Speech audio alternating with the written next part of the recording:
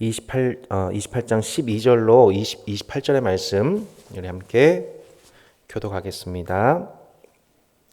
그러나 지혜는 어디서 얻으며 명철이 있는 곳은 어디인고 그 길을 사람이 알지 못하나니 사람 사는 땅에서는 찾을 수 없구나. 깊은 물이 이르기를 내 속에 있지 아니하다 하며 바다가 이르기를 나와 함께 있지 아니하다 하느니라. 순금으로도 바꿀 수 없고 은을 달아도 그 값을 당하지 못하리니 오빌의 금이나 귀한 청옥수나 남 보석으로도 그 값을 당하지 못하겠고 황금이나 수정이라도 비교할 수 없고 정금 장식품으로도 바꿀 수 없으며 진주와 벽옥으로도 비길 수 없나니 지혜의 값은 산호보다 귀하구나. 구수의 황옥으로도 비교할 수 없고 순금으로도 그 값을 헤아리지 못하리라. 그런즉 지혜는 어디서 오며 명철이 머무는 곳은 어디인고 모든 생물의 눈에 숨겨졌고 공중의 새에게 가려졌으며 멸망과 사망도 이르기를 우리가 귀로 그 소문은 들었다 하느니라. 하나님이 그 길을 아시며 있는 곳을 아시나니 이는 그가 땅끝까지 감찰하시며 온 천하를 살피시며 바람의 무게를 정하시며 물의 분량을 정하시며 비 내리는 법칙을 정하시고 비구름의 길과 물의 법칙을 만드셨습니다. 그때에 그가 보시고 선포하시며 굳게 세우시며 탐구하셨고 함께 읽겠습니다. 또 사람에게 말씀하셨도다. 보라 주를 경외함이 지혜요 악을 떠남이 명철이니라. 아멘. 제가 잠깐 양해를 구하겠는데요. 제가 이제 온라인 강의를 하다 보니까 카메라가 앞쪽에 있지 않습니까? 제 시선이 이쪽으로 지금 회중분들이 계셔서 제 시선이 앞쪽으로 할 수 있도록 좀 이렇게 도와주시면 대단히 감사하겠습니다. 네.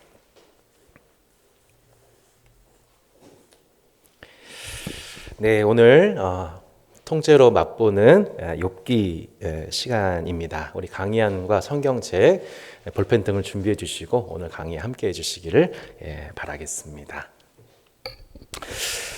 네, 오늘 통째로 맛보기 욥기인데요. 우리 강의 타이틀이 좀 평상시보다 조금 튀게 했습니다. 네, 그래서 욥기 뭐라고 써 있나요, 여러분? 엽기, 연기, 인기를 넘은 용기라는 타이틀로 욥기를 타이틀을 좀 만들어 보았습니다.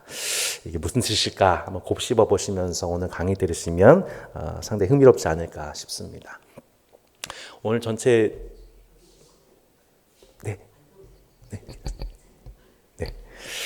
네, 오늘 하나하나 강의안 보면서 살펴볼 내용이 좀 꼼꼼하게 살펴볼 내용이 좀 많아가지고 일단 좀 강의로 바로 진행을 하도록 하겠습니다. 여러분 욥 하면은 무엇이 떠오르십니까? 우리 당장 욥이라는 인물에 대해서 우리 욥기 1장에 보면 이렇게 나와 있죠. 욥기 1장 1절에 우스 땅에 여기 우스라고 하는 에돔으로 아마 추측되는 곳인데 우스 땅에 욥이라 불리는 사람이 있었는데 그 사람은 온전하고 정직하여 하나님을 경외하며 악에서 떠난 자더라. 그에게 아들 7과 딸 3이 태어나니라. 그의 소유물은 양이 7,000마리요 낙타가 3,000마리요 소가 500결이요 암나귀가 500마리이며 종도 많이 있었으니 이 사람은 동방 사람 중에 가장 훌륭한 자다라고 이제 표현이 나와 있지요. 네. 그래서 하나님께서 이제 그 사탄과의 논쟁 속에서 이 욥이라는 인물에 대해서 거듭 칭찬하시는 그 장면들을 저희가 이제 욥기 1장에서 살펴보게 됩니다. 욥이란 이 뜻이 그 히브리어로 찾아보면 아에브라고 하는 뜻이 있는데, 그러니까 두 가지 가능성이 있대요. 아에브라고 하는 히브리어에서 나왔을 가능성, 아바라는 히브리어에서 나왔을 가능성. 아에브라고 하는 히브리어에서 나왔다고 한다면 미움받는 자라는 뜻이 있답니다. 미움받는 자. 생각해보면 일리가 있죠. 욥이 그 자신의 의로움 때문에 사탄에게 미움을 받고요, 시기를 받고요, 또 욥의 세 친구들 때문에 논쟁 속에서 미움받는 모습을 봤을 때 아이브란 단어, 욥이라는 단어가 이름이 상당히 또 신빙성이 있는 것 같습니다. 두 번째는 아바라고 하는 히브리어 단어에서 나올 가능성이 있는데 이거는 회개라는 뜻이랍니다. 회개. 이것도 일리가 있지요. 우리 욥기 42장에 보면은 마침내 욥에게 나타나신 그 하나님 앞에 욥이 내가 알지 못할 일을 하나님 앞에 말했습니다. 내가 이제 하나님 앞에 회개합니다라고 이제 고백이 42장에 마침내 등장하지 않습니까? 예, 그래서 욥이라는 인물 이름 자체 안에서 그가 미움당한 자 혹은 회개하는 자, 욥에 걸맞는 이름의 뜻이 아닌가 싶습니다. 오늘 이렇게 1번에 보시면 이 책이 어떤 배경으로 쓰여졌을까에 대해서 우리 두 가지로 좀 나눠 생각해 볼 수가 있습니다. 참 이 공부에는 끝이 없다는 생각이 드는데요. 저희가 이 책의 배경이 되는 욥기의 배경이 되는 그 시점은 창세기 족장 시대로 추정이 됩니다. 그런데 거기에 이제 강의 안에 제가 못 썼는데 방금 공부하다가 발견한 건데 양질 목사님 책 보면서 공부하게 된 부분인데 그 배경 시기는 족장 시대로 추정이 돼요. 근데 기록 시기는 주전 4, 5세기 경으로 추정이 됩니다. 그 이유를 좀 말씀을 드리겠습니다. 첫 번째, 이 책의 배경이 되는 건 창세기 족장 시대인 것이 분명합니다. 왜냐하면 하나님이 스스로 이름을 표현하시는 방식이 여호와라는 방식, 곧 출애굽기에서 이스라엘 백성들과 언약을 맺으신 당신의 이름이 아니라 이렇게 엘로힘 등 자신의 이름을 표현하실 때 창세기에 등장하는 이름으로 표현된다는 점에서 그러하고 율법에 대한 그 언급이 전혀 없죠.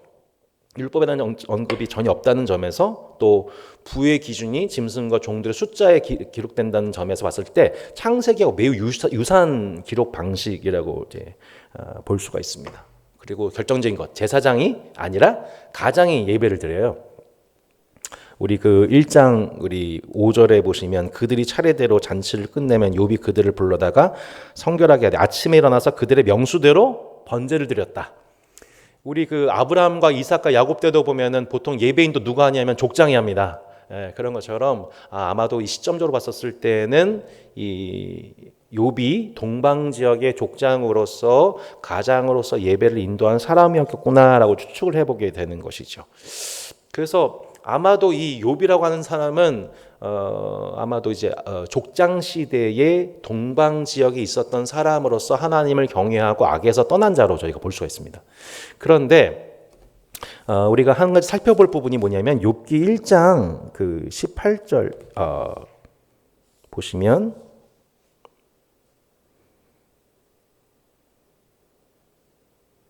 17절에 보시면 이렇게 나와 있습니다. 그가 아직 말하는 동안에 또 한 사람이 와서 아뢰되 뭐라고 했어요? 갈대아 사람이 새 무리를 지어 갑자기 낙타에게 달려들었다는 표현이 나옵니다. 갈대아 사람. 근데 실제적으로 이 갈대아라고 하는 지명 자체는 역사 속에서 바벨론을 의미하는데 이 갈대아라고 하는 것은 당시 그 창세기 시대 때에 해당되는 이름이 아닙니다. 그러니까 갈대라는 이름 자체가 등장한 것은 뭐냐면 바벨로니아 문명이 들어서 난 후에 명칭이 갈대아라는 표현이 등장을 하게 됩니다. 그러니까 한마디로 이 표현상으로 볼 때에 이 말씀이 배경이 되는 시점은 그러니까 실제 욥이 활동했던 시점은 창세기 족장 시대지만 기록되었던 시점은 주전 4, 5기경. 그러니까 실제로 이 갈대아라고 하는 이 바벨론이라고 하는 문명이 나온 이후 그때 이제 기록이 되었을 거라고 보여주는 것이죠. 이것이 유력한 해석입니다.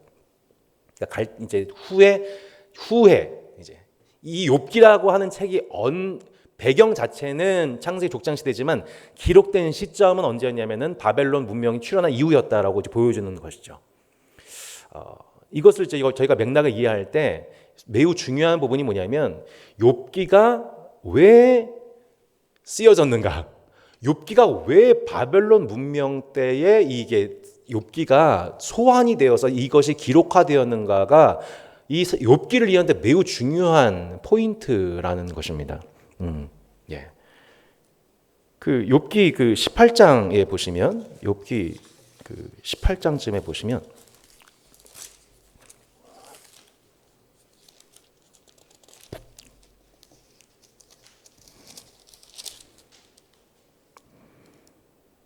네. 지금 제가 방금 그 책을 보고 온 바람에 정확하게 지금 그 장수와 그거를 기록을 하지 못했는데 15장입니다. 죄송합니다. 15장 10절입니다. 15장 10절. 네, 이렇게 나와 있군요. 15장 10절 이렇게 나와 있습니다. 우리 중에는 뭐라고 나와 있습니까?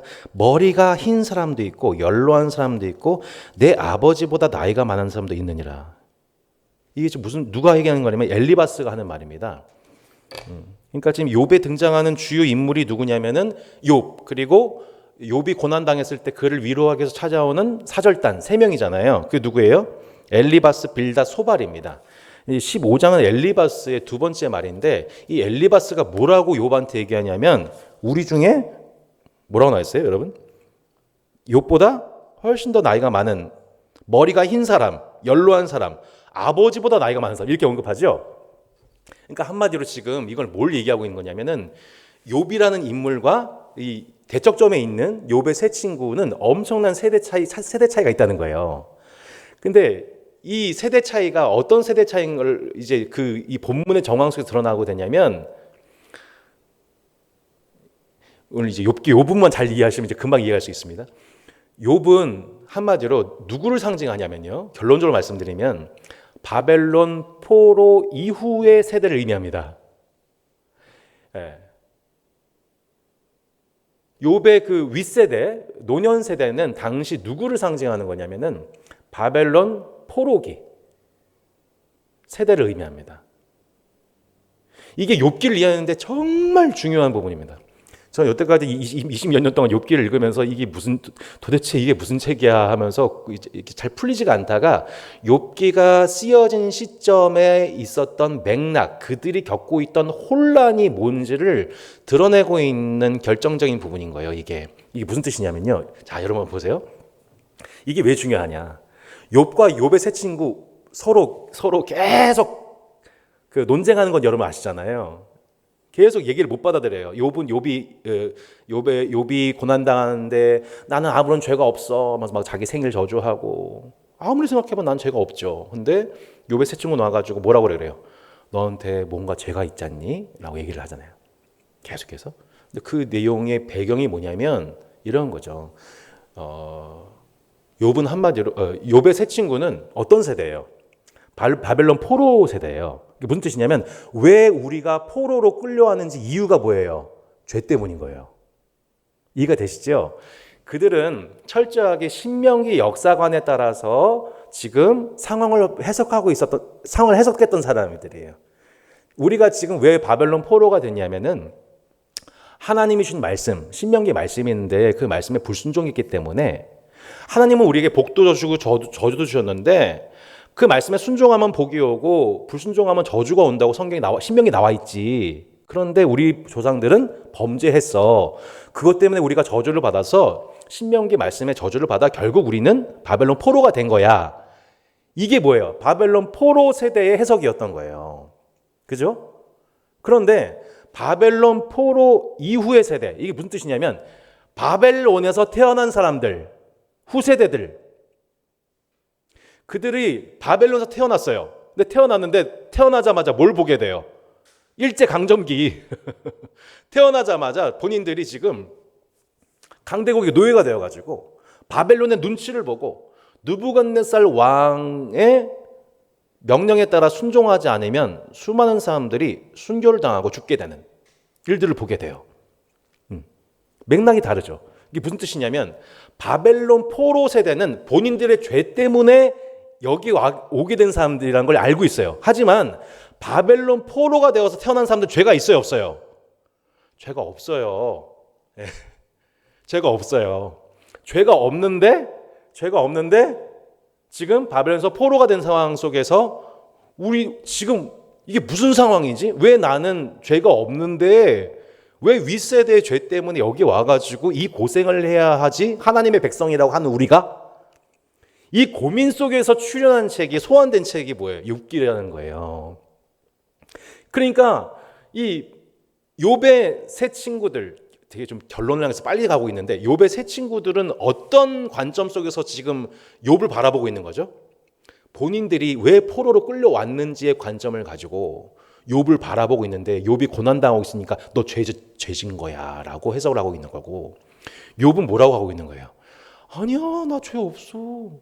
너 잘못한 거 하나도 없어. 하나님 앞에 의롭게 했어. 흠없이 했어. 악을 떠났어. 근데 왔어. 라고 의아해하는 욥. 이게 누구였던 거예요? 포로기 이후 세대. 바벨론에서 태어난 세대. 지금 그러니까 한마디로 지금 이게 뭐냐면 욥과 욥의 세 친구의 대립은 뭐냐면 신명기 신학. 그리고 이걸 뭐라고 하냐? 보완적 신학이라고 하겠습니다. 예. 신명기 신학 가지고 상황을 보는 한쪽과 윗세대와 아랫세대 간의 엄청난 신학적 충돌이 일어나고 있는 게 욥기였던 거예요. 거기서 소환된 책이 욥과 욥의 세 친구 간에 있었던 논쟁이 소환이 되면서 결론적으로 말씀드리지만 신명기 신학만으로는 우리의 상황이 해석될 수 없다는 것을 보여주는 책. 이게 뭐냐면 욥기예요. 오늘 사실 다 강의 다 끝났어요. 예. 하지만 지금 준비한 거, 요 맥락 속에서 이해하셔야 되는 거 맥을 잡고 가겠습니다. 예. 한번 생각해 보세요. 신명기 역사가는 신명기 이후에 여호수아, 사사기, 사무엘상하, 열왕기하에 연결이 되어져 있어요. 그러니까 나머지 신명기 이후의 여러 책들은 다 신명기 신학의 영향을 받아서 하나님 말씀에 순종하면 복을 받고 불순종하면 저주를 받는다고 하는 패러다임 속에서 다 쓰여졌어요. 그게 여호수아, 사사기, 사무엘상하, 열왕기상하예요.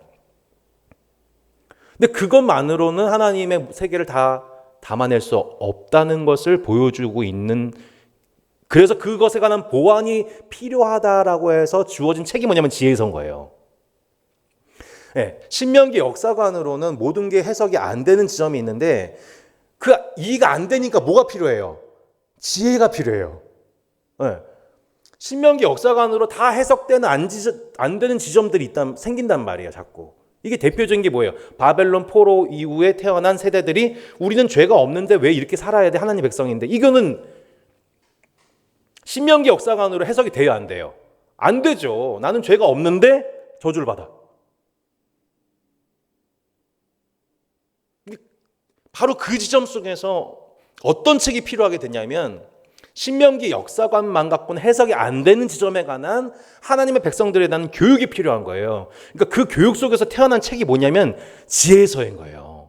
그 지혜서가 뭐예요? 욥기, 시편, 잠언, 전도서, 아가 등의 이 5가지 지혜서가 필요한 거죠. 지혜. 5권의 책 중에 한 권으로서 맨 처음 나온 책이 뭐냐면 바로 욥기였던 겁니다. 그래서 이해가 안 되는 상황, 내가 죄가 없음에도 불구하고 내가 지금 징계를 당하는, 어려움을 당하는 이 상황은 신명기 사관 갖고는 해석이 안 되기 때문에 신명기 신앙을 보완하는 또 다른 하나님의 가르침이 필요했죠. 그래서 소환됐던 스토리가 뭐냐면 창세기 족장시대 때에 동방에 살던 사람, 고난당했던 사람 욥에 관한 그 욥과 그 윗세대였던 약간 꼰대 같은 그 윗세대와의 그 충돌 속에서 있었던 일을 해석함을 통해 해석하는 작업이 필요했던 것이고, 지금 우리 대한민국 세대도요 어마어마합니다. 지금 세대 갈등이, 지금 우리가 역사를 바라보는 관점들이 다 지금 사분올되어 있어요. 윗세대가 바라보는 뭐 이렇게 북한, 중국, 미국과 이 또 아래 다음 세대가 바라보고 있는 국제 정사에 대한 해석이 엄청나게 다르단 말이에요. 이 패러다임 충돌 속에서 그러면 우리가 무엇이 필요하겠냐는 거죠.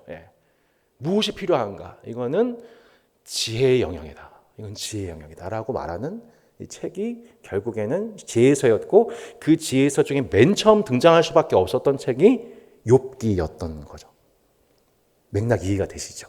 그러니까 그 시기점, 바로 그러니까 성경의 모든 책은 그 시대에 하나님 백성들이 주어져 있는 상황과 정황에서 그 책이 소환이 돼요. 그 책이 기록이 돼요. 여기까지 이제 설명을 좀 하도록 하겠습니다. 그래서 이 책의 기록의 목적이 바로 이것인 겁니다. 고난의 신비로 표현되는 하나님의 주권과 섭리를 인간의 이성과 경험의 틀 안에서 가두어 생각하지 못하도록 욥의 세 친구들이 범했던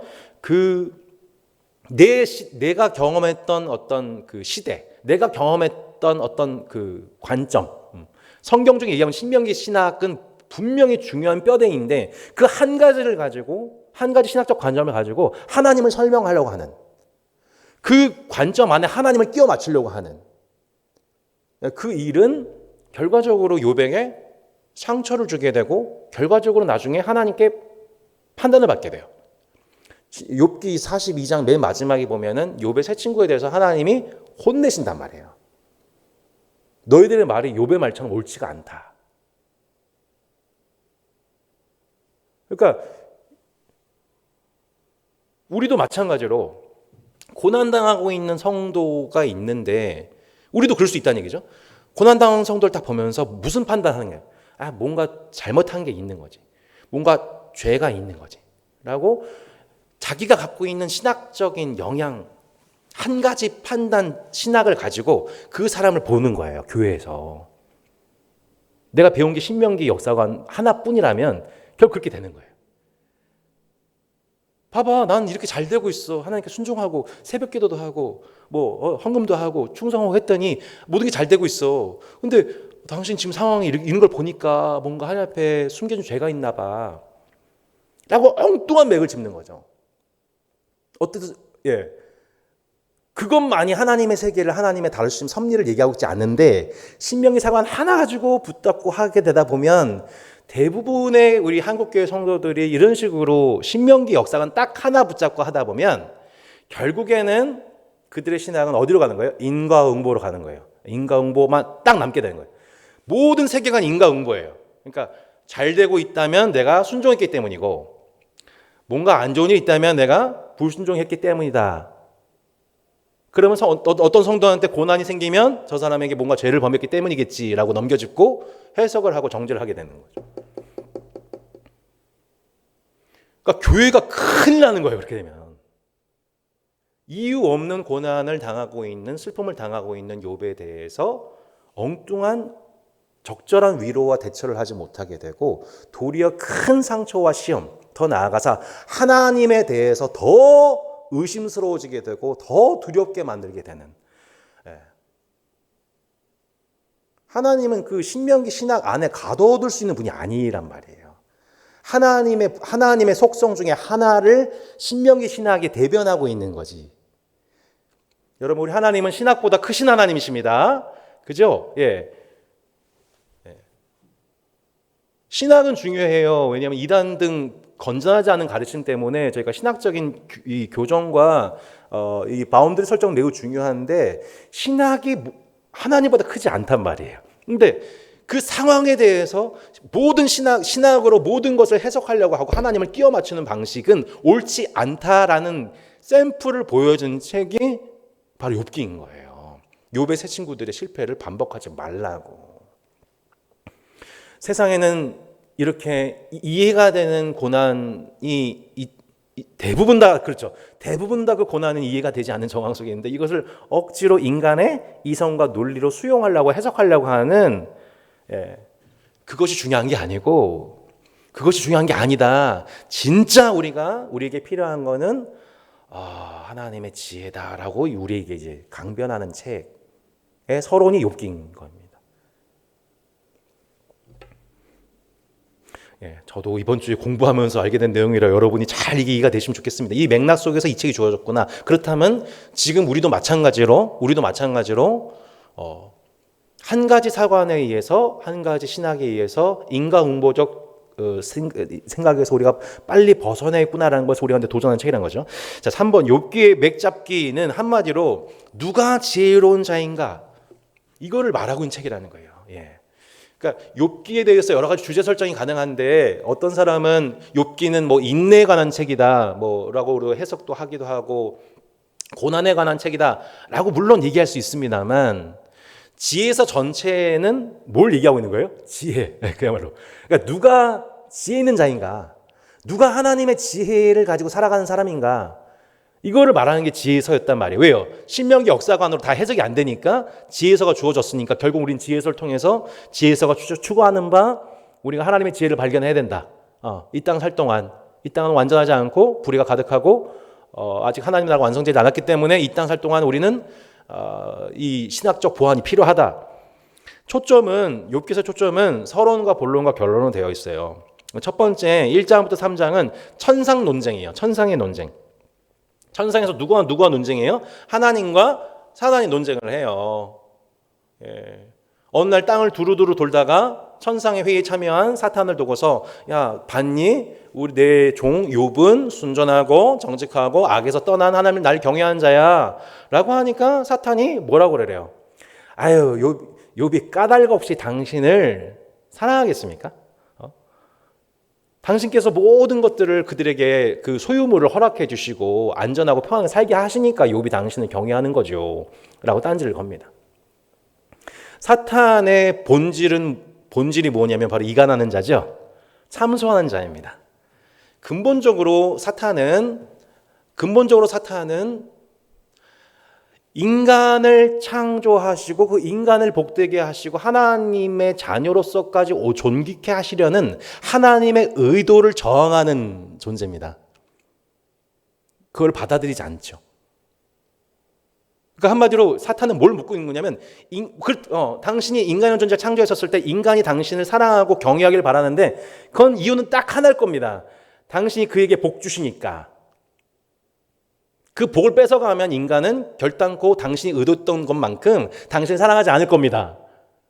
라고 신문하는 시비 거는 자, 참소하는 자. 하나님의 세상을 창조하시고 인간을 창조하신 하나님의 목적에 반하여서 그 하나님의 목적이 잘못됐다라고 하나님 당신의 의도는 이루어지지 않을 거라고 근본적으로 대항하는 자가 바로 사탄인 거예요. 그러니까 결과적으로 그래서 하나님이 천상의 내기가 이루어지게 되죠. 그래, 소유물에 대해서 몸은 치지 말아라. 소유물에 대해서 그래 너희한테 허락한다. 공격을 허락한다 해서 이제 사탄이 와서 욥의 소유물들 하나하나 건드리기 시작하죠. 양과 그의 종들, 심지어 그들의 자녀까지. 10명의 자녀가 목숨을 잃게 됩니다. 그때 이제 욥이 어떻게 대처를 하죠? 그때 욥기가 이제 1장에서 이렇게 얘기하고 있는 거죠. 1장 20절로 22절에 욥이 일어나 겉옷을 찢고 머리털을 밀고 땅에 엎드려 예배하며 이르되 내가 모태에서 알몸으로 나왔은즉 또한 알몸이 그리로 돌아갈지라. 주신 이도 여호와시요 거두신 이도 여호와시오니 여호와 이름이 찬송을 받으실지나 하고 이 모든 일에 욥이 범죄하지 아니하고 하나님을 향하여 원망하지 않았대요. 놀랍죠? 예. 2장 1절에 또 하루는 하나님의 아들들이 와서 여호와 앞에 서고 사탄도 그들 가운데 와서 여호와 앞에 서니 여호와께 사탄이 이르시되 내가 어디로 왔느냐 사탄이 여호와께 대답하여 이르되 땅을 두루돌아 여기저기 다녀왔습니다. 여호와께 사탄에게 이르시되 내가 내 종 욥을 취하여 보았느냐 그와 같이 온전하고 정직하여 하나님을 경외하며 악에 선한 자가 세상에 없느니라. 내가 나를 충동하여 까닭 없이 그를 치게 하였어도 그가 여전히 자기의 온전함을 굳게 지켰느니라. 사탄이 여호와께 대답하여 이르되 가죽으로 가죽을 받고 오니 사람이 그의 모든 소유물로 자기의 생명을 바꿀 올지라. 이제 주의 손을 펴서 그의 뼈와 살을 씻어서 그리하시면 틀림없이 주를 향하여 욕하지 않겠나이까. 여호와께서 사탄에게 이르시되 내가 그를 내 손에 맡기노라. 다만 그의 생명은 해하지 말지니라. 사탄이 이에 여호와 앞에서 물러가서 욥을 쳐서 그의 발바닥에서 정수리까지 종기가 나게 한지라. 9절 그의 아내가 그에게 이르되 당신이 그래도 자기 온전함을 굳게 지키느냐 하나님을 욕하고 죽으라. 그가 이르되 그대의 말이 한 어리석은 여자의 말 같도다. 우리가 하나님께 복을 받았은즉 화도 받지 아니하겠느냐 하고 이 모든 일에 욥이 입술로 범죄하지 아니한지라. 끝까지 욥은 하나님 앞에 입술로 범죄하지 않는 장면을 보게 됩니다. 사실은 제가 그래서 이 아내가 욕하고 죽으라 해가지고 욕기란 말을 넣으려고 그랬어요. 욕기. 예. 욕기를 넘었다. 욕기. 예. 그래서 이제 욕기, 엽기, 예. 사탄의 엽기. 예. 사탄의 엽기적인 행각이죠. 예. 그리고 이제 아내의 욕기. 예. 예. 넣으려다가 너무 길어가지고 뺐습니다만, 네, 기억해 주십시오. 이런 사탄의 엽기적인 행각과 두 번째 아내의 욕기에도 불구하고 욥은 범죄하지 않았다라고 이제 그냥 사건이 이렇게 끝날 것 같았어요. 근데 그렇잖아요, 여러분. 이미 끝났어요. 지금 사탄의 시험이 있었지만 도발이 끝났잖아요. 그럼 게임 끝이잖아요. 욥기 끝. 이에요, 원래는 사실은. 근데 끝이 안 나고 갑자기 누가 등장해요? 욥의 새 친구들이 등장해요. 이게 욥기에 참 재밌는 부분이에요. 그러니까 1장, 2장하고 끝나면 돼요. 그러니까 하나님하고 사탄 사이에 천상 논쟁이 있었는데 하나님 승! 인간을 만든, 인간에게 자유를 주시고 그 자유의지가 온갖 고난에도 불구하고 인간은 자유의지를 가지고 하나님을 사랑하는데 성공했다! 하나님이 맞았어! 끝!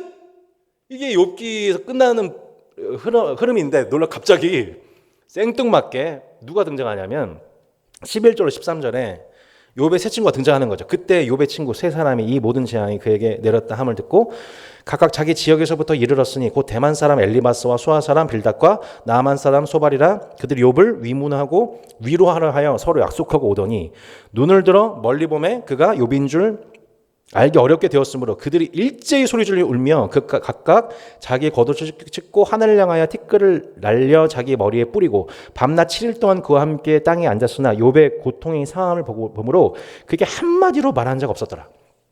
자, 11절까지 13절을 보면은 우리는 보통 생각하면 욥의 결론으로서 욥기의 결론으로서 이미 이렇게 돼 있어요. 아, 고난 당한 자가 있으면 그들과 함께 슬퍼하고 기뻐한 자 있으면 함께 기뻐해야 되는 것을 결론적으로 알고 있어요. 근데 생각해 보면 욥의 친구들도 울었어요. 네, 욥의 모습을 보고서 엉엉 울었어요. 그리고 놀랍게도 욥의 세 친구들도 욥에 대해서 한마디도 하지 않았어요. 초반에는. 네, 그죠? 그가 고통당하는 자의 모습을 보면서 욥의 세 친구들도 그들 앞에 한마디도 얘기한 자가 없었다고 분명히 나와 있죠. 네, 이게 지금 이제 서론의 내용입니다. 그러자 욥기 3장에서 욥이 뭘 저주하기 시작하냐면 자신의 생일을 막 저주하기 시작해요. 내가 왜 태어나서 이 고생을 하는 건가? 차라리 죽는 것이 낫겠다.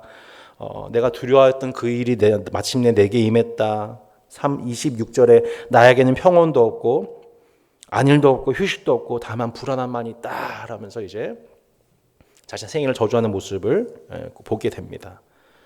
그때부터 이제 시작이 되는 거죠. 이때 이제 욥의 세 친구들이 침묵을 팍 깨고 진짜 자기들의 본색을 드러낸 장면이 4장부터 27장까지 엄청 길게. 그래서 욥과 연이어서 욥의 이 생일 저주를 듣자마자 엘리바스, 빌닷, 소발이 연사들로 등장해가지고 아주 유려한 설교를 하기 시작합니다. 이들의 설교의 백그라운드가 뭐예요? 신명기 역사관. 지금 욥아, 너 슬픈 거, 너 자녀들 잃고 소유물 잃고 다 또 기앗장까지 들고 있는 이 모습이 너무 안타깝다, 안쓰럽다. 하지만 이 모든 거 너의 죄 때문이 아니냐. 그 죄의 결과로서 신명기 말씀대로 너가 지금 저주를 받아가지고 너한테 병이 돌고 전염병이 돌고 지금 막 자녀가 죽고 소유물도 잃게 되었으니 하나님 앞에 얼른 회개해라. 너 이름도 욥이 아니냐 하면서 막 이렇게. 이게 4장부터 27장의 내용인 거예요. 참 어처구니가 없죠. 27장까지 계속 욥의 세 친구들은 신명기 역사에 따라서 고난의 현상을 죄의 문제로 해석을 했어요. 근데 욥은 계속 뭐라 그래요? 아무리 생각해보면 난 죄가 없어. 이거 계속 하면서 욥은 이때는 그 전까지는 하나님을 원망한 말이 전혀 없다가 이때부터 욥이 좀 죄송한 표현인데 빡돕니다. 이때부터 빡이 돌아가지고 욥의 세 친구들의 그 잘못된 신학 정죄에 대해서 열이 받아가지고 막 이제 막 욥의 세 친구들에서 막 세게 나가기 시작하죠. 원망하기 시작. 이때 진짜 원망이 나오는 거예요. 그리고 나중에 욥기 42장에 보면은 하나님이 뭐라고 얘기하시냐면 이 표현을 잠깐 보셔야 될 것 같아요. 욥기 42장에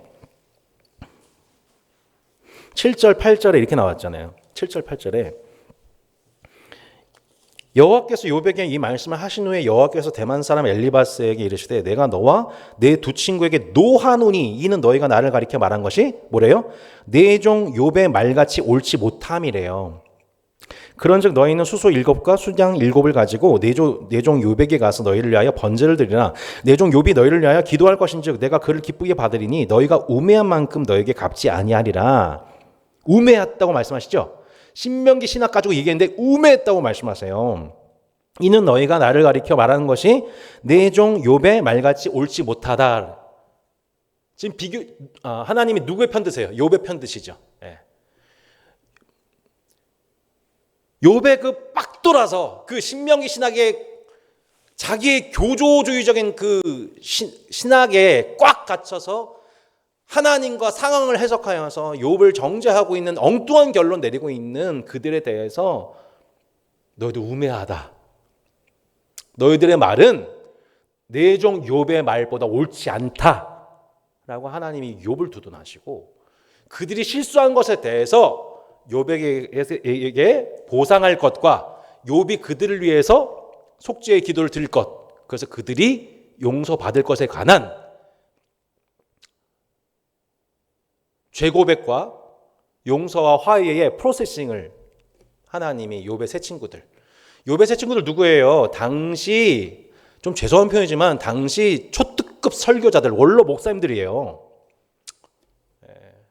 신명기 역사를 가지고 이스라엘 백성들에 대해서 우리의 죄에 대해서 회개케 하고 머리가 이제 나이가 늙고 머리가 희게까지 그 신명기 역사에 따라서 후손들을 가르치려고 했던 유명한 목사님들이에요. 그래서 여러분 제발 욥기 4장부터 27장 말씀에 너무 은혜 받지 마세요. 욥기 그 세 분의 이 설교가 너무 은혜스러워요. 이렇게 보면 그래요, 안 그래요? 그렇잖아요. 이렇게 보면은 와, 하나님에 대해서 진짜 새 친구들이 정말 뻔질나게 설교 잘하는 내용이 4장부터 27장에 나오는데 그 내용에는 별로 여러분 아멘 하시면 안 돼요. 그래서 욥기는 큐티 4장부터 27장은 큐티로서 은혜 받기보다는 적절하게 봐야 돼요. 아, 우리도 이런 식으로 고난당한 자 앞에서 내가 해석할 수 없는 정황을 경험하고 있는 성도 앞에서 내가 이렇게 말만 번지르르르하게 얘기할 수 있겠구나. 앞에 있는 설교자 우리 목사님이 그런 설교를 할 수 있겠구나. 그러면은 그 설교와 그 말이 매우 자기 고향적인 그런 말, 아주 은혜롭고 덕스러운 말, 맞는 말, 심지어 신학적으로도 맞는 그 말이 얼마나 지금 그 정황과 맞지 않는 고난을 겪고 있는 성도에게 얼마나 큰 상처가 될 수 있는지에 대해서 그거를 은혜 받으셔야 되는 거예요. 그거를. 세 친구들이 엘리바스와 빌닷과 소발이 했던 하나님에 대해서 막 찬미하는 그 말 자체에 은혜 받는 게 아니라 이러한 말과 이러한 신학까지도 누군가에게 적절하지 않은 상황 속에서 상처가 될 수 있다라는 것을. 그러니까 제가 그래서 오늘 이 강의 앞두고 원장님들께 부탁을 드렸어요. 교육자분들께 부탁드렸어요. 오늘 꼭 강의 들으시라고. 우리의 가르침도 우리의 설교도 그럴 수 있다. 한 사람 성도를 만났을 때의 신방도 그럴 수가 있는 거죠. 지금 세 명의 친구가 욥에게 신방 온 이 상황, 그들을 욥을 위로하고 위문하려고 하는 그 상황 속에서 그들이 쏟아내고 있는 그 모든 말들은 놀랍게도 욥에게 전혀 위로가 되지 않고 욥을 빡돌게 했고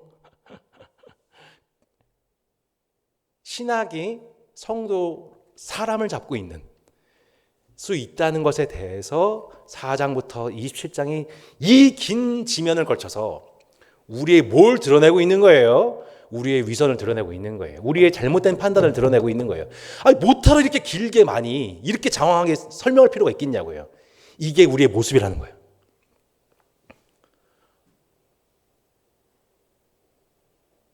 아니, 욥기 2장까지 딱 끝나면 되잖아요. 근데 왜 2장에서 사탄에 대해서 욥이 이겼다, 사람을 창조하신 하나님의 의도 만세 하면서 딱 끝나면 되는데 3장부터 욥의 생일 저주에서부터 이제 4장 27장까지 계속 이 세 친구들의 아주 유려하고 빛깔나고 하나님에 관해서 이렇게 덕스럽게 설교하는 이 모든 내용들이 하나님 보시기에는 우매한 말들이었다.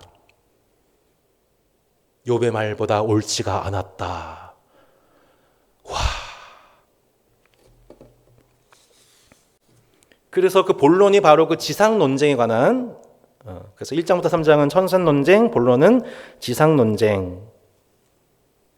그리고 28장의 막간에서 우리가 맨 처음 읽었던 말씀, 욥기 28장에 뭐가 나오냐면 하나님의 지혜 찬가가 나옵니다.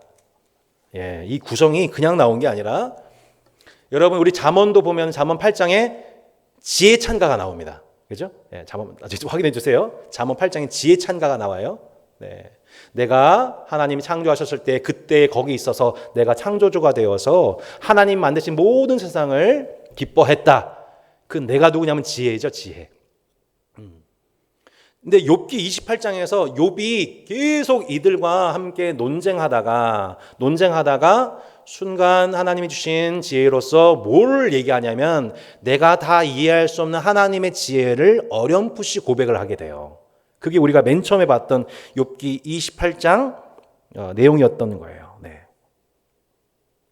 그래서 28장 28절에 또 사람이 말씀하셨다. 보라 주를 경외함이 지혜요 악을 떠남이 명철이니라 라고 하면서 이 지혜를 높이면서 이 29장부터 41장의 내용이 맨 마지막 욥의 최후 변론, 그 세 친구들 앞에서 자신의 그 세 번의 첫 번째 욥의 변론, 두 번째가 신진 신학자 엘리후의 연설, 세 번째 막판에 하나님의 연설, 이렇게 해가지고 이제 마무리가 되죠. 그리고 그 하나님과의 만남 속에 결론, 욥이 하나님과의 만남 속에 회개하고 회복되었다는 얘기가 진행이 되는 겁니다. 자, 4번 보겠습니다. 욥기의 문학적 구조는 샌드위치 구조입니다. 이렇게 욥기는 전체 구조가 간단해요. 서론과 결론이 산문체로서 욥의 고난과 회복을 다루고 있다는 점에서 샌드위치 구조로 되어 있고,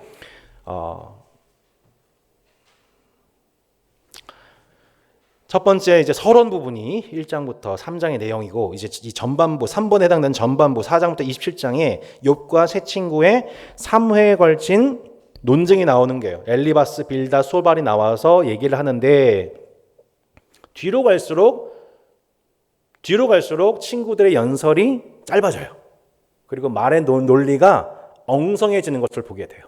그러니까 우리가 큐티할 때에도 우리가 봐야 될 게 다 은혜 받을 내용들이 아니라 이들이 강력하게 형성하고 있는 인과응보 신학, 신명기 신학이 가면 갈수록 욥의 상황을 비춰볼 때 얼마나 적절하지 않은지가 막 드러나고 있는 거예요. 그래서 나중에 보면은 욥이 자신은 의롭다, 나는 무죄하다라는 말에 마침내 욥의 세 친구들이 뭐라고 하냐면은 말을 그쳐요. 맨 마지막에. 말을 그치는 장면이 어디 나오냐면 이 32장에 나와요. 32장 1절에 욥이 자신을 의인으로 여김으로 그 사람이 말을 그치니라고 하면서 자기들은 여태까지 평생 모든 고난과 징계는 죄의 문제로 해석하며 살았던 그들이 실제 죄가 없는 의인된 욥의 모습에 대해서 자신의 신학으로 그 사람을 해석할 수 없다는 것을 인정하고 이제 입을 닫아요. 그러니까 한마디로 지금까지 저들의 모든 말들은 다 연기였던 거예요. 그래서 연기라는 말을 표현 쓴 거예요. 하나님에 대해서 되게 열심히 설명했는데 그게 하나님의 본심을 담는 말이 아니었던 거예요. 다 본인의 연기였던 거예요. 그러면서 제가 연기라는 말을 쓴 거예요. 그때 등장한 사람이 누구냐면 32장 2절에 람 종족 부스 사람 바라겔의 아들 엘리오가 화를 내니 그가 욥에게 화를 내면 욥이 하나님보다 자기가 의롭다 하며 또 세 친구에게 화를 내면 그들이 능히 대답하지 못하면서도 욥을 정죄함이라. 네.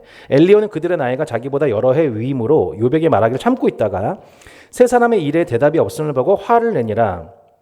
부스 사람 바라겔의 아들 엘리오가 대답하이르되 나는 연소하고 당신을 연로함으로 뒷전에서 나의 의견을 감히 내놓지 못하였노라. 내가 말하기를 나이가 많은 자가 말할 것이요 연론이 많은 자가 지혜를 가를 것이라 하였노라 하면서 마침내 자신의 어떤 그 신진 신학자로서의 자신의 면모를 드러내요. 그리고 은근히 이제 나이가 많은 우리 선배 목사님들 은근히 까면서 이제 내 때가 왔다 하면서 이제 드디어 이 고난에 대해서 해석할 내 타이밍이 왔다라고 하면서 이제 아주 대중에 영합하는 인기 설교자, 새로운 샛별로서 엘리오가 등장을 합니다만 실제 엘리오가 하는 얘기를 이렇게 가만히 나중에 살펴보시면 나오지만 엘리오도요 세 친구들이 얘기했던 선배 목사님들이 얘기했던 그 논리에서 하나도 못 벗어납니다. 지금 우리 목사님들 꼰대같이 당신들한테 요번 당신 말했지만 내가 얘기해 줄게요 했는데 논리는 똑같아요. 한마디로 욥이 당신 교만하다 이 얘기할래요. 욥이 당신 교만해가지고 지금 하나님의 뜻을 못 알아먹고 있는 거다. 당신 잠잠해라. 내 말을 들어라. 하면서 오히려 더 꼰대같이 얘기를 하는 게 사실 엘리후예요. 그 또한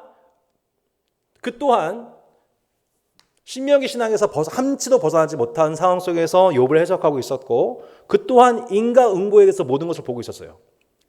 여러분, 우리 안에 이 인과응보라고 하는 신학이 얼마나 뿌리 깊은지 여러분 아십니까?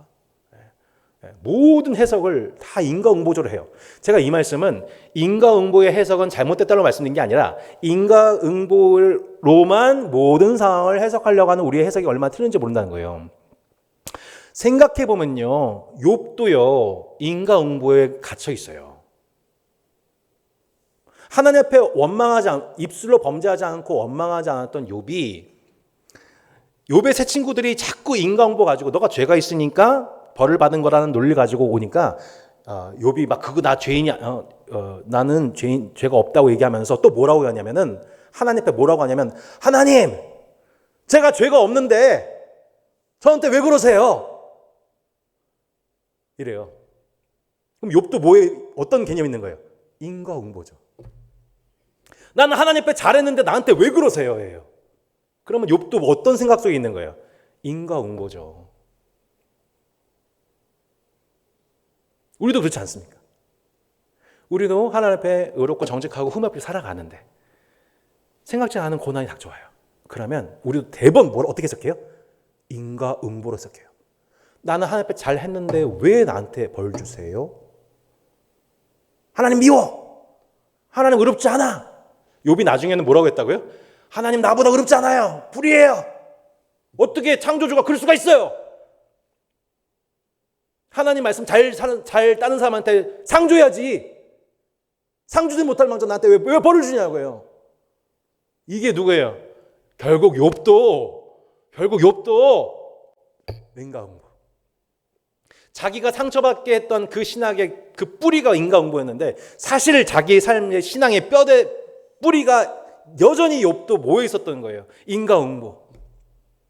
그러니까 역설적으로 하나님은 새 친구는 새 친구 나름대로 그 인과응보 신학에 갇혀있는 새 친구도 하나님 책망하시지만, 사실은 욥도 그 깊은 곳에 있는 그 인과응보의 신학으로만 모든 상황을 설명하려고 하는 그 욥을 하나님이 단련하시는 거죠. 욥을 새롭게 하시는 거죠.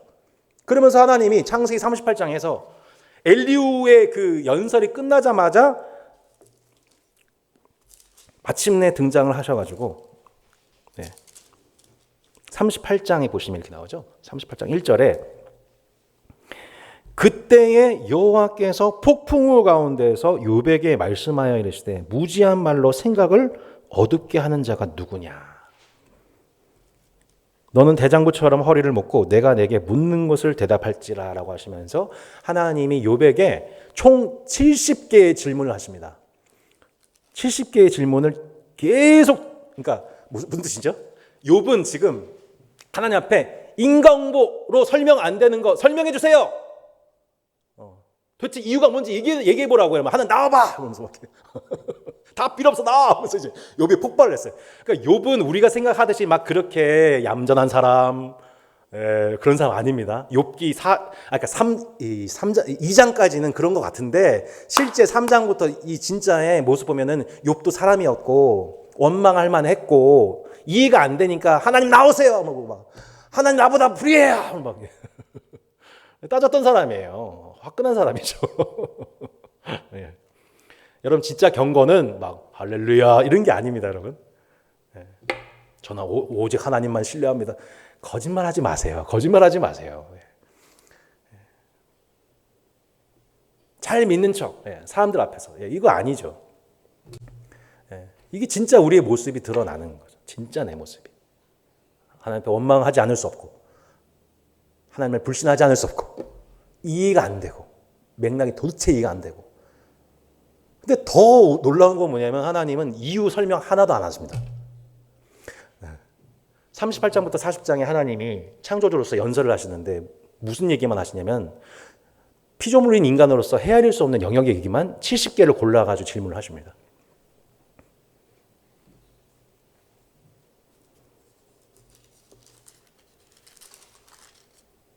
39장 1절에 산 염소가 새끼 치는 때를 내가 아느냐? 암사슴이 새끼 낳는 것을 내가 본 적이 있느냐? 그것이 몇 달 만에 만삭되는지 아느냐? 그 낳을 때를 아느냐? 5절 누가 들나귀를 놓아 자유롭게 했느냐? 누가 빠른 나귀에 메인 것을 풀었느냐? 26절 매가 떠올라서 날개를 펼쳐 남쪽으로 향하는 것이 어찌 내 지혜로 말미암으냐? 독수리가 공중에 떠서 높은 곳에 보금자리를 만드는 것이 어찌 내 명령을 따름이냐? 그것이 낭떠러지에 집을 지으며 뾰족한 바위 끝이나 험준한 데 살며 거기서 먹이를 살피나니 그 눈이 멀리 봄이며 그 새끼도 피를 빠나니 시체가 있는 곳에는 독수리가 있느니라 하시면서 피조 세계를 창조하시고 다스리신 하나님의 섭리에 대해서 인간이 도대체 이해할 수도 생각해 본 적도 없던 일들에 대해서 창조주로서의 자기 지혜를 말씀을 하세요.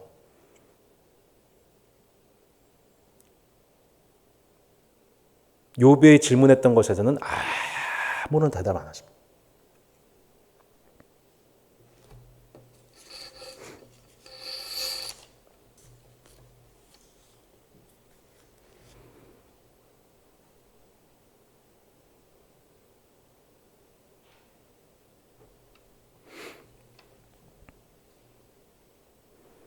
그렇게 29장부터 41장에 보면 욥의 연설과 엘리후의 연설, 인간의 모든 연설, 우매한 말로 지혜를 가렸던 여러분, 우리의 말은 그렇습니다. 인간의 말은 하나님의 지혜를 가린 경우가 되게 많습니다.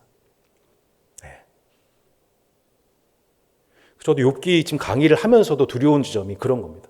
내가 말을 하는데 하나님을 가릴 수 있다. 하나님의 지혜를 가릴 수 있다.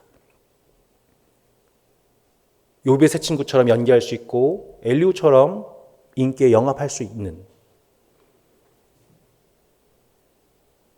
그래서 진짜 하나님의 지혜를 막고 있는 것이 인간의 지혜라는 것을 욥기는 분명히 보여주고 있는 거죠. 그러니까 욥이 하나님 앞에 막 이 새 친구들과 논쟁하고 엘리후가 나와서 연설하고 자기도 연설하면서 하니까 그때 막 욥이 분노하고 원망하고 할 때는 하나님이 잠잠히 계세요. 네. 우리도 대부분 그런 것 같아요. 뭐 우리가 하나님께 당장 기도한다고 해서 하나님 당장 나타나셔가지고 막 문제 해결해 주시고 답을 주시고 안 그러시잖아요. 근데 이제 생각지 못한 타이밍에 하나님이 슥 나타나시더니 70개의 질문을 던지시고 내가 다 알지 못하는 세계에 하나님의 창조 세계를 열어주세요. 우리가 살고 있는 이 세계 속에서 인과응보의 논리에 따라 모든 것이 이루어진 것처럼 보여지는 세계 속에서 결국에는 강한 자가 살아남고 약한 자는 비굴해질 수밖에 없고 불의가 판치고 약한 자는 고난을 당하고 보상받지 못하는 이 세대 속에서 바라보면서 도대체 하나님이 살아계시다면 어떻게 악이 이렇게 출몰할 수 있고 고난이 이렇게 냅둘 수가 있냐고, 그게 하나님 맞냐고 라고 우리는 믿고 살아가는 피조물 뿐이지만 그 모든 일에 대해서 하나님은 놀랍게도 인격적으로 다 대답해 주는 방식으로 우리를 설득하시는 게 아니라 봐라, 이게 나의 창조 세계란다 라고 말씀하시면서 그 하나님의 권위를 이제 바라보게 하시는.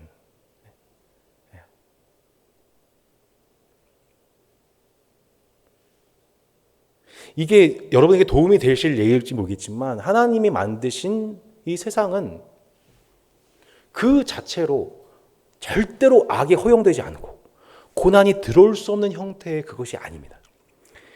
인간에게 자유의지, 인간이 하나님을 사랑할 수도 있고 인간이 하나님 앞에 범죄할 수도 있는 자유의지라는 속성이 인간에게 주어진 그 순간부터 인간에게는 하나님을 따를 수도 있고 사랑할 수도 있고 범죄할 수 있는 가능성도 주어졌지만 거꾸로 보자면, 하나님 입장에서 보자면, 거꾸로 생각해 보자면 하나님 입장에서는 그 인간을 통해서 영광을 받을 수도 있지만 그 자신을 거절한 인간 때문에 본인이 엄청난 상처를 받을 수 있는 가능성도 생긴 거죠.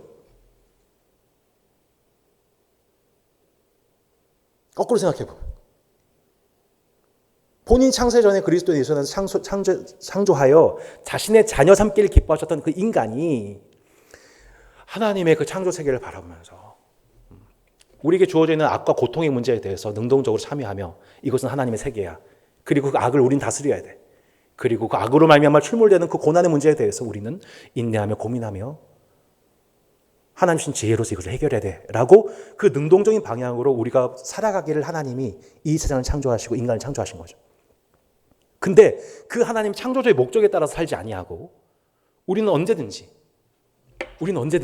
사탄의 내기와 같이, 사탄의 시비와도 같이, 아유, 인간이 하나님을 경외한 이유는 딱 하나예요. 당신이 그 창조 세계를 통해서 복 주셨기 때문이에요. 라고 말하는 사탄의 그것에 의해서, 그래, 결국 그것을 증명하는 방향. 인간은 결국엔 복이 있기 때문에 하나님을 선택한 거고 하나님만 사는 것 뿐이지 하나님을 사랑하진 않는, 창조주 하나님의 의도에 대해서 이해하고 그것을 수용하여 그 창조 세계를 함께 다스리는 하나님의 아들들로서 사는 방향은 받아들이지 않는, 결국 사탄의 말이 맞았던,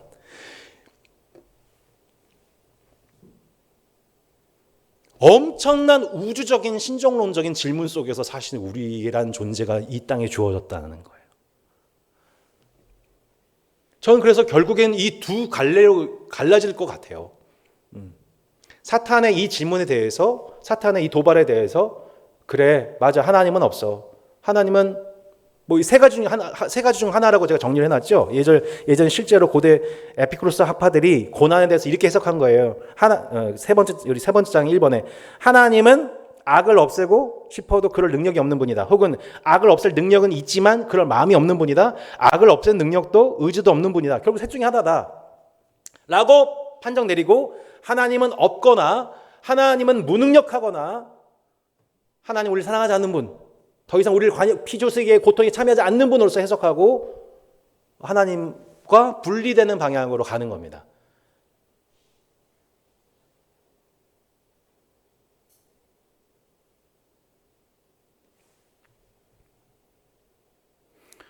욥기는 그래서 우리에게 묻고 있는 겁니다.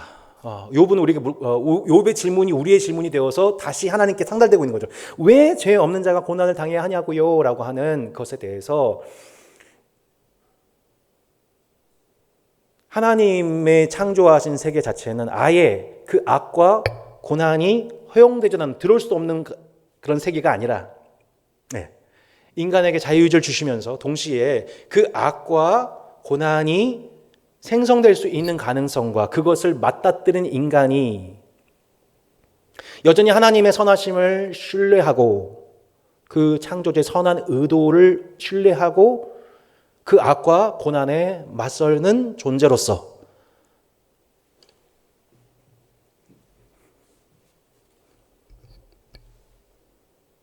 하나님 입장에서도 이것은 모험이었던 것이고 인간의 입장에서도 이것은 선택으로 남게 되는 겁니다.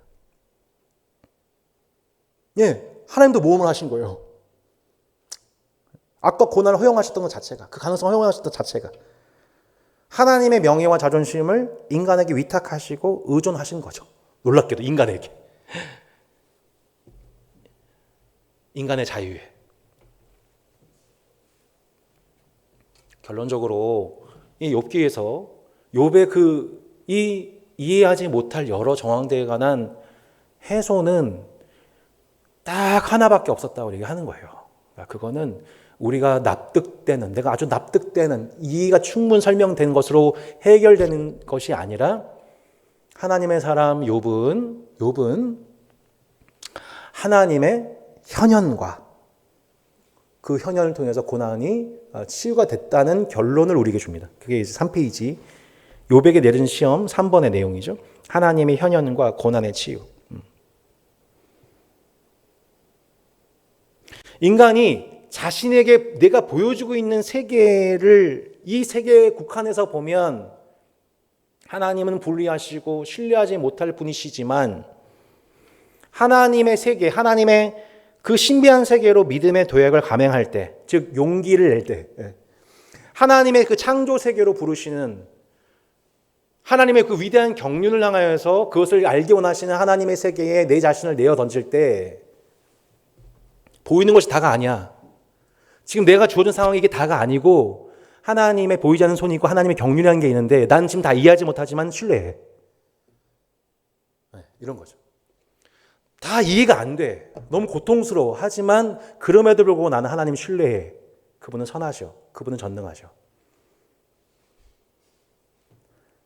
라고 그 용기에 믿음의 도약을 감행할 때 진짜 신앙의 세계가 펼쳐진다는 것을 보여준 책이 욥기였고, 이것은 바벨론 포로기 이후 죄가 없음에도 불구하고 바벨론의 포로가 돼요. 왜 우리가 하나님의 백성들이 이 고통을 당해야 돼? 왜 느부갓네살 왕 앞에서 불의 고난을 당해야 돼? 저렇게 다니엘과 세 친구는 살아남았지만 수많은 사람들이 죽어나가는 이 상황 속에서 어떻게 하나님의 백성과 함께 하시고 그들을 지키시고 보호하시는 걸 신뢰할 수 있지?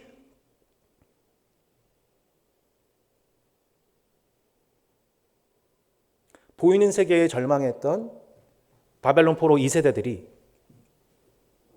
지난날 욥과 욥의 세 친구의 논쟁 가운데 함께 하시며 마침내 그들에게 현현하시고 그 어떤 답의 이유를 말씀해 주신 것이 아니라 스스로가 답이 되어 오셔서 그 존재 자체가 그들에게 위안이 되고 하나님의 존재 자체가 하나님의 살아계신 것 자체가 하나님의 살아계신 것 자체 그 존재 자체가 그들에게 위로가 되고 위안이 용기가 되고 치유가 되는 하나님과의 만남 통해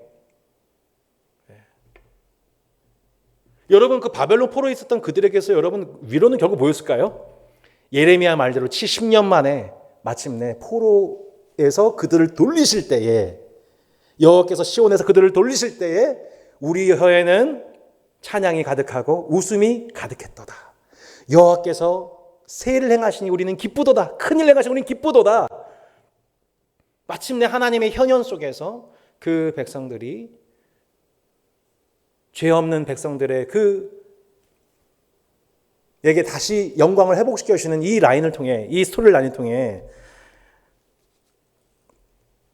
그들의 아픔을 치료해 주셨죠. 결국 고난에 대한 유일한 치유책은 딱 하나밖에 없습니다. 하나님의 현현. 예상치 못한 순간. 인간의 말이 다한 그곳에 인간의 지혜와 지식으로 다 설명되지 못하는 그 순간, 인간의 지혜가 다한 그 순간에 찾아오신 하나님의 현현 속에 욥은 놀랍게도 위로를 얻었고 그 결과로서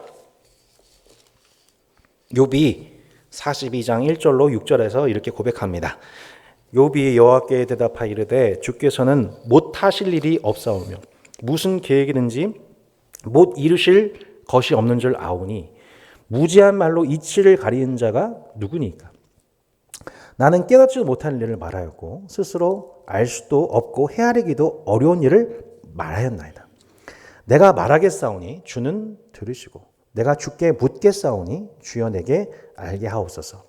내가 주께 대하여 귀로 듣기만 하였사오니 이제는 눈으로 주를 배옵나이다. 그러므로 내가 스스로 거두어드리고 티끌과 제 가운데에서 회개하나이다. 회개, 욥이라는 뜻이죠. 욥의 회개가 어떻게 가능해졌습니까? 하나님의 임재와 현현 속에서 그가 마침내 창조주 하나님을 향해서 전폭적인 신뢰, 하나님의 전능하심과 선하심에 대한 전폭적인 신뢰를 통해 자신의 인생을, 신앙을 맡겨드리게 되는 것을 저희가 보게 되는 것입니다. 이제 조금 결론적인 얘기를 좀 이제 마무리 좀 짓도록 하겠습니다. 이 욥기는 그 자체로 보면 참 엽기적인 책이기도 하고 참 이해가 되기 어려운 부분이 있습니다. 그런데 만약 욥기의 논리를 우리가 받아들이지 않는다면, 아니 어떻게 죄와 상관없는 고난이 있을 수 있어 라고 우리가 여전히 생각한다면 사실 우리는 예수 그리스도의 십자가 고난을 부정하는 것과 같습니다. 왜냐하면 예수 그리스도의 고난이 죄와 상관없는 고난이었기 때문입니다. 사람들은 예수 그리스도의 고난에 대해서 저 사람이 신성모독해서 성전모독해서 죄가 있어서 하나님께 저주를 받는다고 정죄받았지만 예수님은 실상 아무 죄가 없으신 분입니다. 오히려 우리 백성들의 모든 죄를 대신 담당하신 무죄한 자로서 십자가에서 죽으시지요.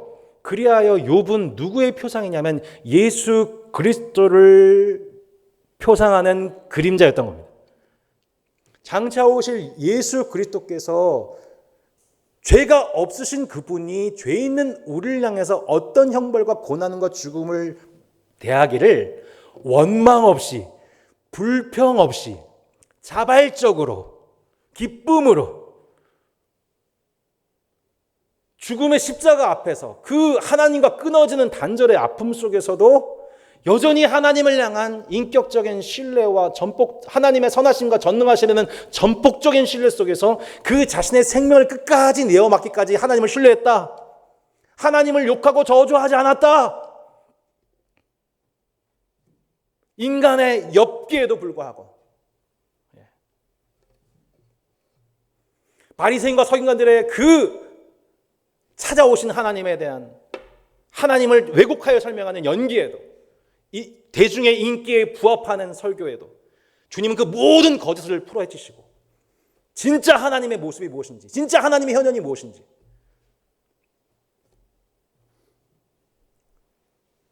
죄 있는 인간을 위해 죄 없는 자로서 그 고난에, 세상의 모든 악과 그 고난에 대하여서 끝까지 저항하시고 마침내 그 악과 죄악, 고난을 승리하신 분 예수님이 스스로가 그 고난을 겪으셨기에 지금도 고난당한 자를 능히 도우신다고 말씀하고 있는 것이죠.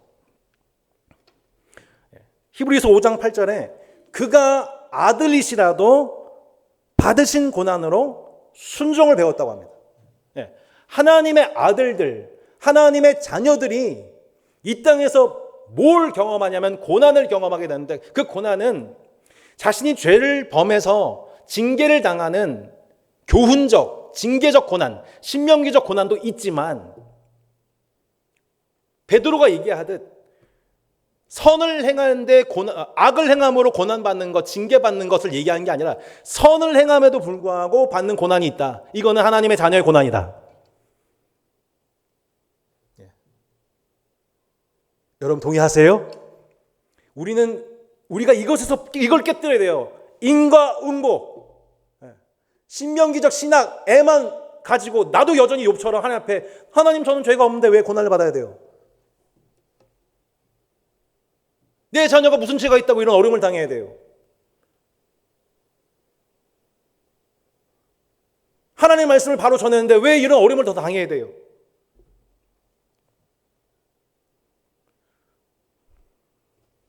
왜 여전히 우리는 가난해야 되고, 왜 여전히 우리는 고통 속에 있어야 되고, 왜 여전히 우리는 하나님 앞에 이렇게 여전히 욥의 세 친구들 때문에 상처를 받아야 돼요 라고 얘기하는 우리 실존 속에서 우리도 똑같이 욥처럼 하나님 앞에 자기 응보적으로 하나님 앞에 하는 것을 그것을 넘어 살아계신 하나님의 현현으로 만족하고 그분의 형상으로 만족하고 그분의 세상을 주관하셔서 마침내 악과 고난에 의해서 우리도 함께 맞서 싸우게 하시고 마침내 그 고난에 참여함을 통해 악과 고난에 대항하는 하나님의 자녀들이 마침내 예수 그리스도께서 그 고난을 통해 순종함을 배우셨듯이 우리도 하나님의 아들이기에 어떻게 하나님의 아들이 고난받아가 아니라 하나님의 아들이기에 고난을 받는 것.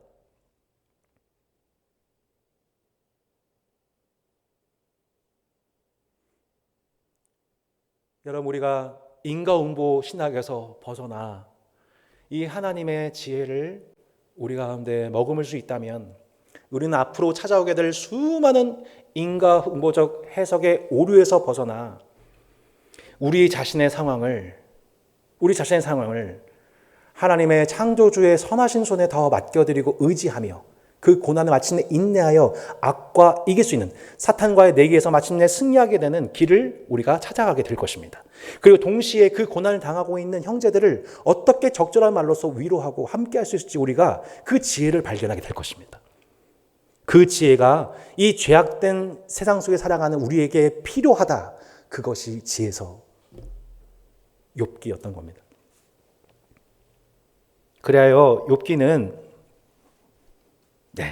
우리 답은 정리해야겠죠? 6번에 욥과 예수 그리스도는 결국 욥은 장차 오실 예수 그리스도의 그림자였다는 겁니다. 예수 그리스도는 무죄한 자의 고난 당한 자, 자발적인 고난을 당한 자, 성부와의 분리를 경험한 자.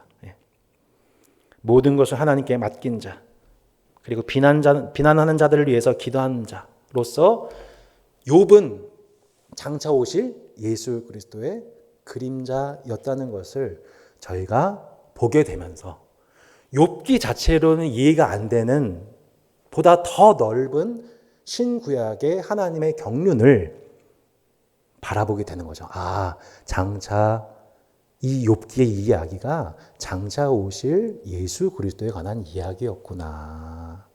죄가 없으신데 그 모든 고난을 사탄과의 시합 속에서, 전 우주적 사탄과의 내기 속에서 마침내 예수님이 승리하실 것에 관한 얘기였구나. 그리고 그 예수 그리스도를 믿고 따르는 자들이 또한 이 전 우주적인 하나님과 사탄 사이의 영적인 내기 속에서 우리의 삶이 지금도 다루어지고 있구나. 나 한 사람이 그 악과 고난의 문제에 대해서 어떻게 해석하고, 또한 그 고난을 겪고 있는 이들을 어떻게 대하는 이 문제가 이렇게 우주적인 문제구나. 전 정말 그거를 개척하고 나서 정말 뼈저리 느낍니다. 한 성도 한 성도가 찾아오셔서 여기서 마주하는 이 시간이 엄청난 우주적인 싸움이 진행되고 있다는 걸. 지금도 사탄은 한 성도의 신앙의 노력과 낙심을 내서 여러 가지를 가지고 시비를 걸고 낙심케 하고 하나님께 대한 마음이 나눠지게 하고. 근데 거기다가 욥의 새 친구 같은 설교를 제가 하게 되고 가르침을 하게 된다면 끔찍하죠. 저는 얼마나 많이 책망을 받겠습니까? 욥기는 우리에게 두 가지를 분명히 줍니다. 첫 번째, 나에게 고난이 찾아올 때 어떻게 하라는 거예요? 인과응보로서 해석하여 하나님 앞에 원망부터 쏟아내는 내 자신도, 이게 어쩔 수 없는 우리 인간의 모습이지만 그런 모습을 하나님이 용납하시면서 내 안에 인과응보를 넘어 하나님을 바라보게 하시는 그 신앙적 회개, 도약, 성장, 훈련.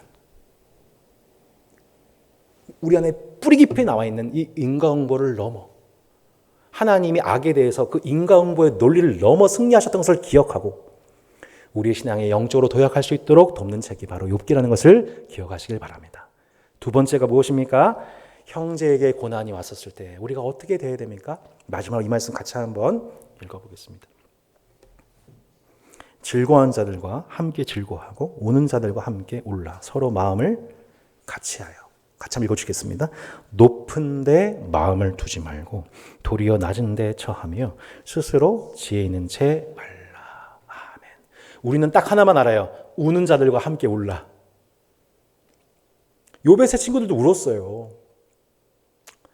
근데 정말 중요한 본질이 뭐냐면 그 우는다와 운다는 거의 그 본질이 뭐냐면 그 울고 있는 상처받은 성도의 정황에 대해서 내가 내 관점과 편견을 가지고 내 경험을 가지고 얘기하지 않는 거예요. 한 영혼을 다루시는, 한 인생을 다루시는 하나님의 경륜은 이거는 내가 알 수 있는 영역이 아니잖아요. 내 지혜로 해석이 안 된단 말이죠. 그러니까 뭐가 필요한 거예요? 높은 데 마음을 두지 않고 도리어 낮은 데 처하며 스스로 지혜 있는 채 하지 않는 거예요. 이 구절이 진짜 중요해요. 스스로 지혜 있는 채 하지 않는 거예요. 욥의 세 친구와 엘리후가 범했던 가장 끔찍한 죄는 스스로 지혜 있는 채 마치 스스로 선과 악을 다 분별할 수 있는 것처럼 이건 선한 거고 이건 악한 거야라고 하나님처럼 얘기했다는 그것, 연기했다는 그것.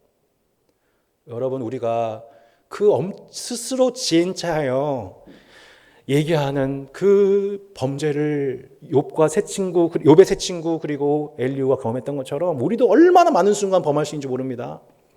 추석 연휴 때 만나게 된 가족들과의 정황 속에서, 또 고난, 아픔을 당한 성도들과의 만남 속에서, 그리고 가장 많이 범하는 거 우리 자녀들에게. 우리는 얼마나 많은 순간 욥의 세 친구처럼 엘리후처럼 하나님처럼 내가 마침 하나님인 것처럼 연기하고 내가 또한 내 자신의 인기를 생각하여 얘기하는 경우가 얼마나 많습니까?